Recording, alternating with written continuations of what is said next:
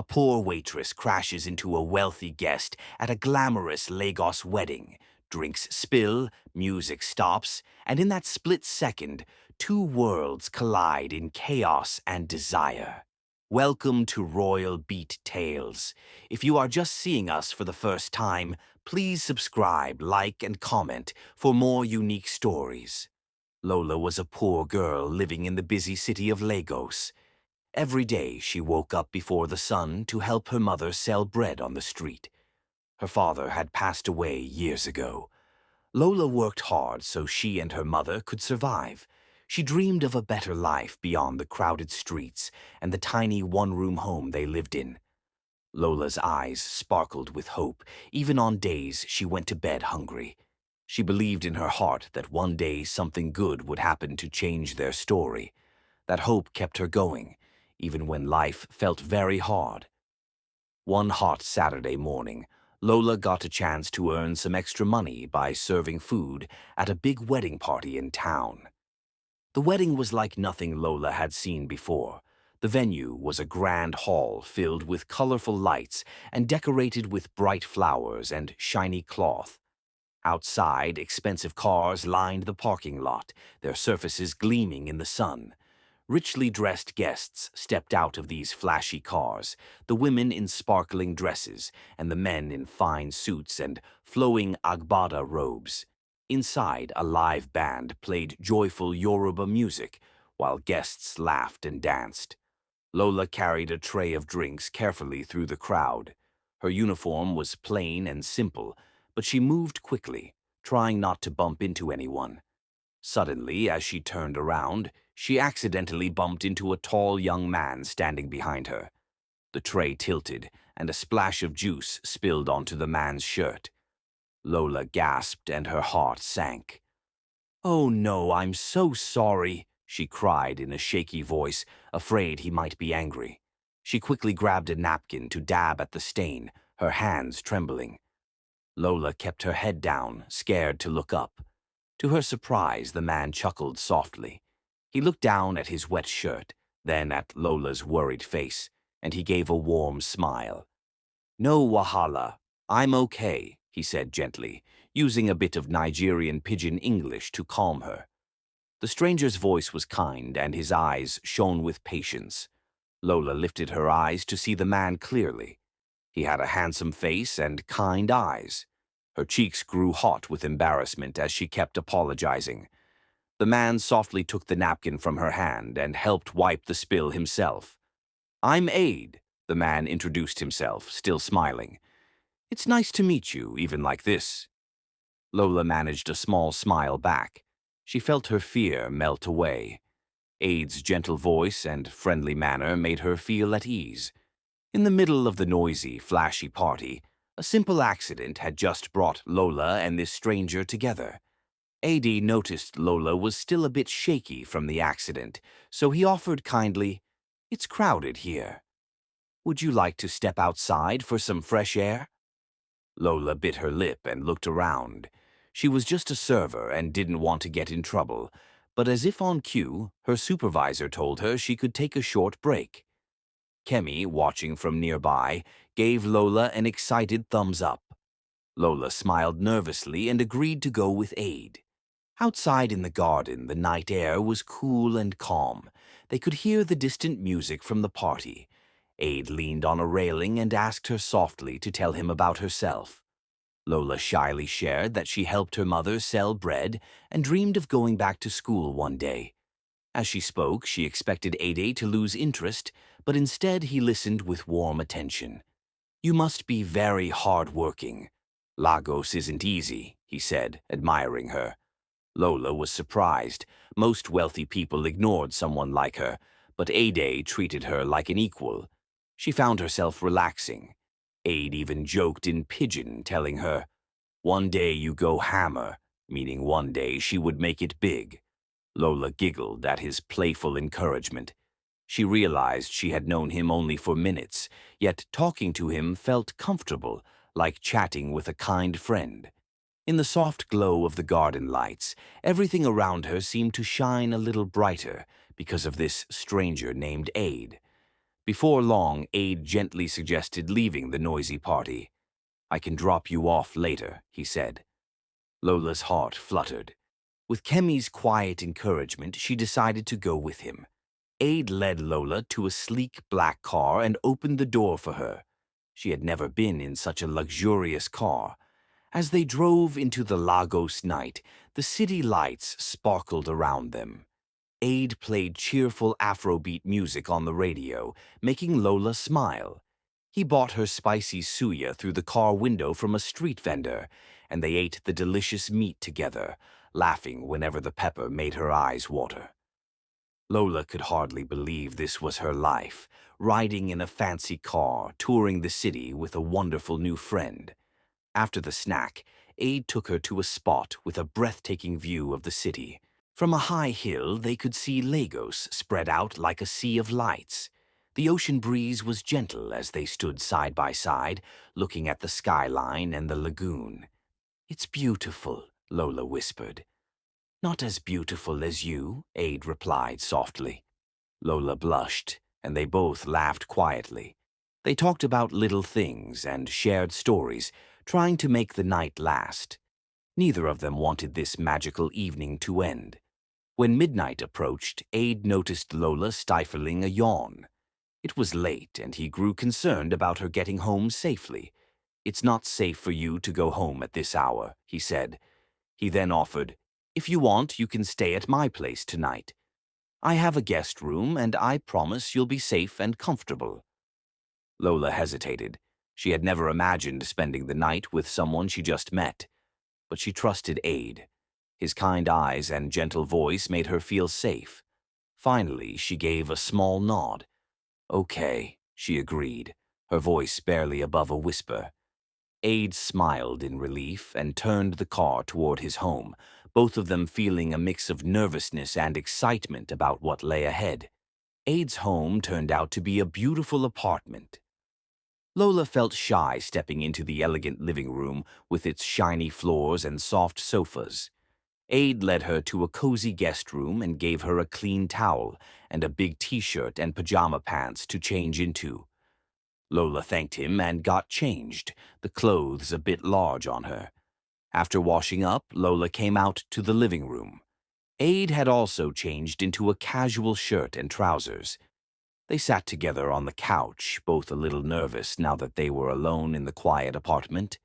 "Thank you for everything," Lola said softly. "Tonight has been amazing," Aid smiled.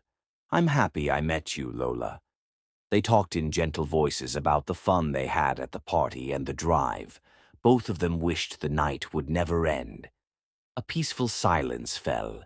Aid and Lola looked at each other, the air between them warm and full of unspoken feelings. Slowly, Aid leaned in and Lola did too. Their lips met in a soft, sweet kiss. Lola's heart fluttered wildly. She had never kissed anyone before. It felt as if a spark of joy lit up inside her. Aid paused for a moment, searching her face. Lola knew he was silently asking if she was okay. She answered by kissing him again, more confidently.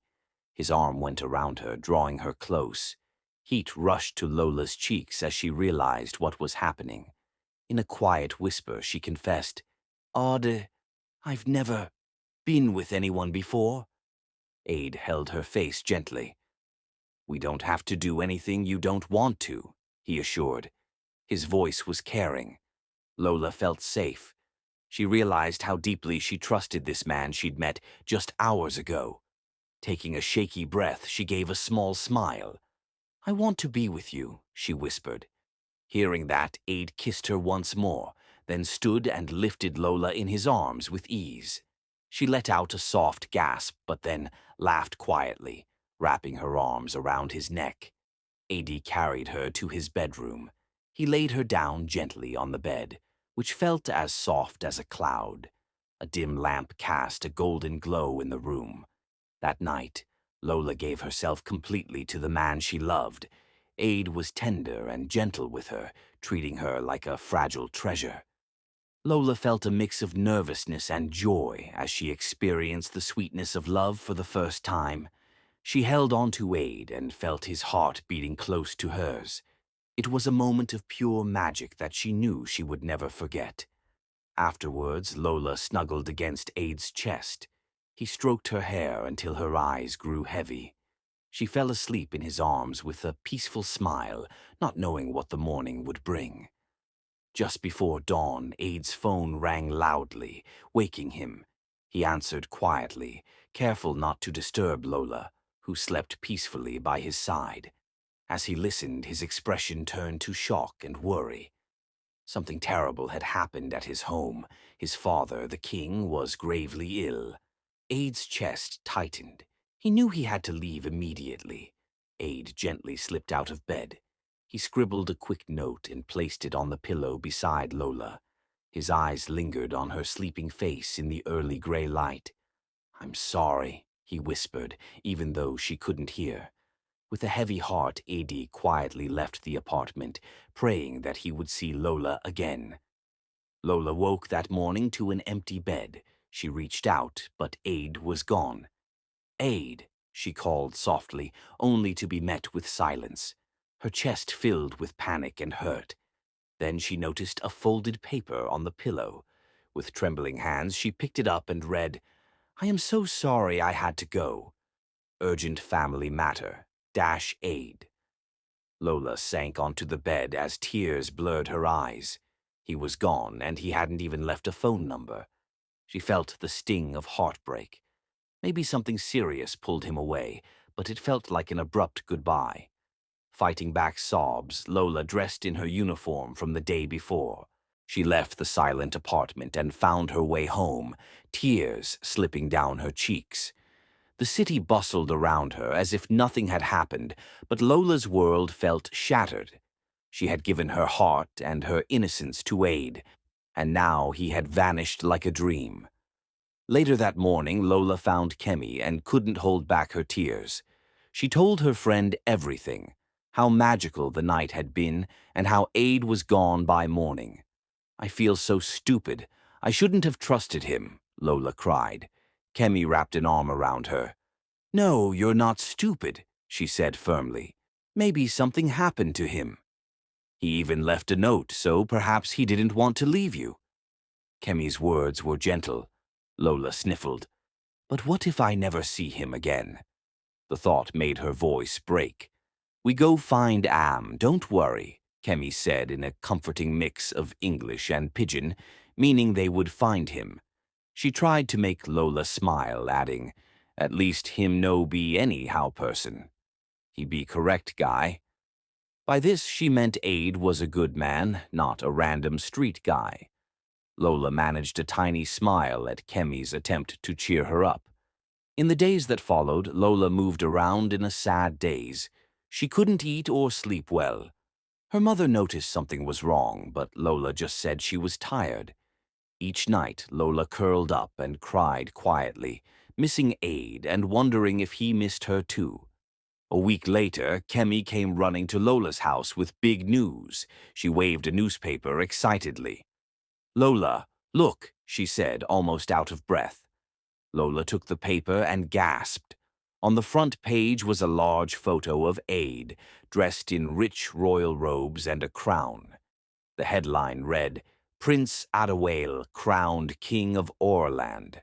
Lola's hands shook as she read the article. It said that Prince Adewale, the only son of the late King of Orland, had returned home suddenly when his father fell ill and died. Now he had been crowned the new king. Lola finally understood the urgent family matter. Aid hadn't just been any man, he was a prince, and now he was a king.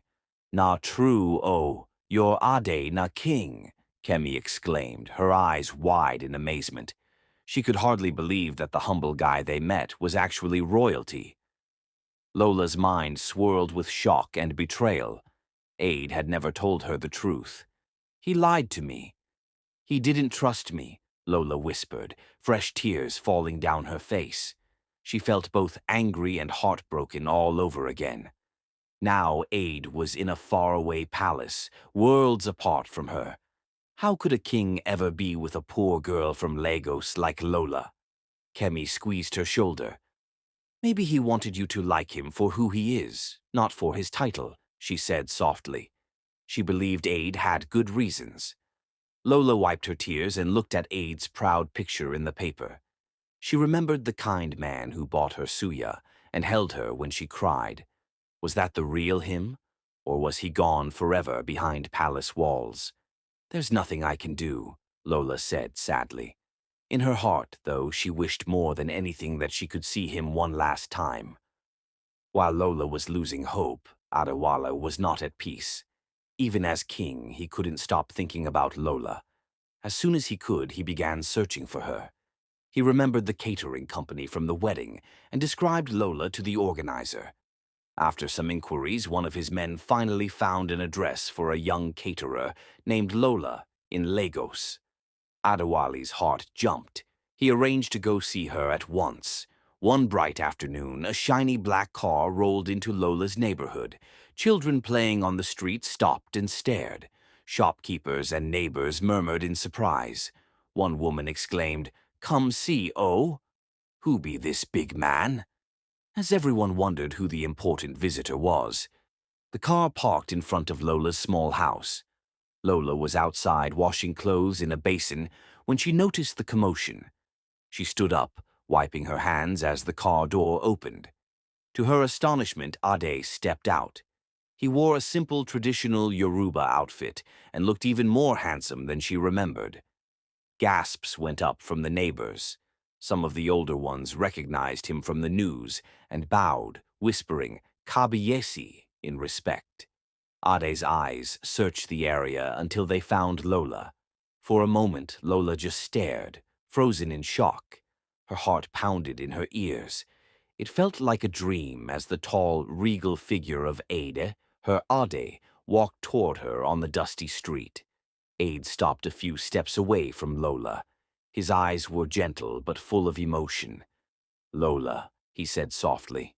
All the pain and longing Lola had felt poured out. "Why did you leave me like that?" she cried, her voice trembling. "You left without a word. I thought I meant nothing to you." Tears filled her eyes. Ade immediately dropped to his knees on the dusty street. The neighbors watching were shocked to see their king kneel. "Lola, I am so sorry," he said, looking up at her earnestly. "I never wanted to hurt you. My father fell terribly ill that morning. I had to rush home and I had no time. I left a note, but I know it wasn't enough. Not a single day passed that I didn't think of you." Lola wiped her tears with her hand. She could see the regret in his eyes and her anger began to fade. "You didn't tell me who you really were," she said softly. Ade lowered his head. "I hid my identity because I was afraid. When I met you, I just wanted to be Ade, a normal man. I was afraid you might only see a prince instead of seeing me. That night with you was the happiest time of my life." He looked up at her hopefully. "I love you, Lola. I have always loved you." Lola's heart stirred at his words. She realized the kind man she loved was still the same person, crown or no crown. Slowly, Ade reached into his pocket and brought out a small velvet ring box. Still on one knee, he opened it to reveal a beautiful gold ring. A collective gasp came from the bystanders. "Lola," Ade said clearly, his voice shaking slightly, "please give me the chance to make you happy for the rest of our lives. Will you marry me and be my queen?" Lola's hands flew to her mouth in surprise. Joy, love, and relief flooded her all at once. "Yes," she cried, heartily before he finished asking. "Yes, I will marry you." A cheer erupted from the neighbors as Ade slipped the ring onto her finger. Lola pulled him up from his knees and into a hug. She laughed and sobbed at the same time, holding him tight. Around them, people clapped and shouted with happiness.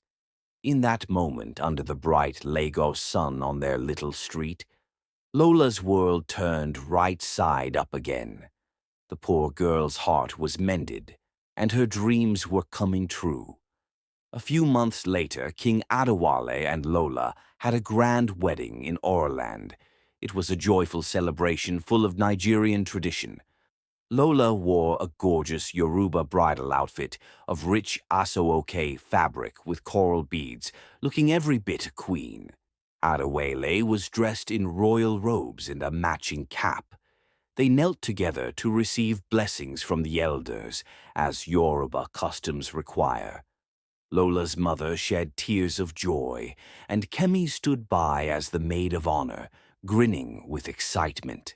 Drummers played talking drums, and praise singers called out the couple's names. Guests danced in colorful attire, showering Lola and Adewale with Nera notes in the classic money-spraying tradition to wish them prosperity. After the vows, Adewale held Lola's hand and publicly declared her his queen. Everyone cheered as she was given a sparkling queen's crown to wear for the first time. Lola beamed with happiness. As she gazed out at the cheering crowd, Lola spotted her mother's proud face and Kemi giving her a thumbs up. She thought about how much her life had changed. Not long ago, she was a poor girl with a broken heart, and now she was a beloved queen with a loving king by her side. And so the poor girl from Lagos found her happy ending as a queen. Her story proved that true love can bridge any gap, and that sometimes fairy tales do come true. Thanks for watching. Please subscribe, like, and comment for more unique stories.